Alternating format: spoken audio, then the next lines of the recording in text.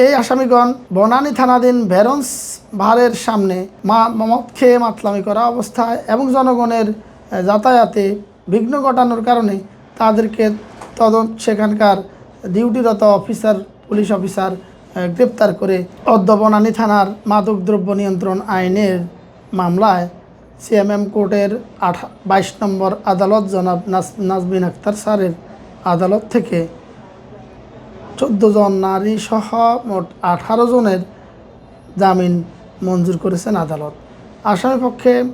আসামি পক্ষে তাদের আইনজীবী জামিনের জন্য প্রার্থনা করলে যিনি মামলার আয়ও তিনি এই মামলায় জামিনের বিরোধিতা করেন। তবে বিজ্ঞ আদালত মামলার বিভিন্ন দিক বিবেচনায় আসামিদের এই মামলার জামিনযোগ্য হওয়ার কারণে, তাদের কাছ থেকে কোনো মাদকদ্রব্য উদ্ধার না থাকার কারণে এবং তারা সকলেই প্রাপ্তবয়স্ক হওয়ার বিষয়টি বিবেচনায় নিয়ে এই আসামিদেরকে জামিন প্রদান করেন। প্রত্যেক আসামিকে 500 টাকা বন্ডে জামিন প্রদান করেন।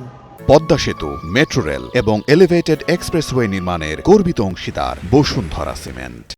এই আসামিগণ বনানী থানাধীন ভেরন্স ভারের সামনে মদ খেয়ে মাতলামি করা অবস্থায় এবং জনগণের যাতায়াতে বিঘ্ন ঘটানোর কারণে তাদেরকে সেখানকার ডিউটিরত পুলিশ অফিসার গ্রেপ্তার করে তাদেরকে মাদকদ্রব্য নিয়ন্ত্রণ আইনের অধীনে এই মামলাটা দায়ের করে বিজ্ঞ আদালতে সোপর্দ করেন। বিজ্ঞ তাদেরকে 500 টাকা, প্রত্যেককেই 500 টাকা বন্ডে জামিন প্রদান করেন।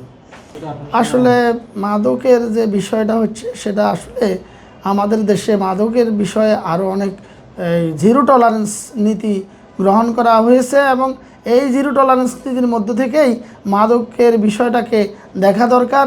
সরকার আইনশৃঙ্খলা পরিস্থিতির অবনতি যাতে না হয় সেজন্য আইনশৃঙ্খলা রক্ষাকারী বাহিনীকেও আরও কঠোর হতে হবে, কারণ এই মাদকের ছোঁয়ায় আমাদের যুব সমাজ দিন দিন নষ্ট হয়ে যাচ্ছে।